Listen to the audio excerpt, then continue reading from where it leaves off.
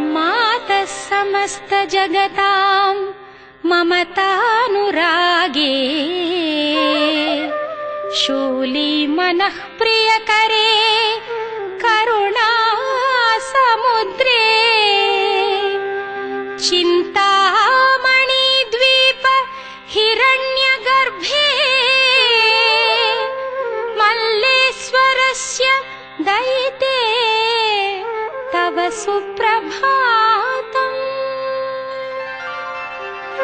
भवाब्धि तरुणोपाये शंखचक्रवराने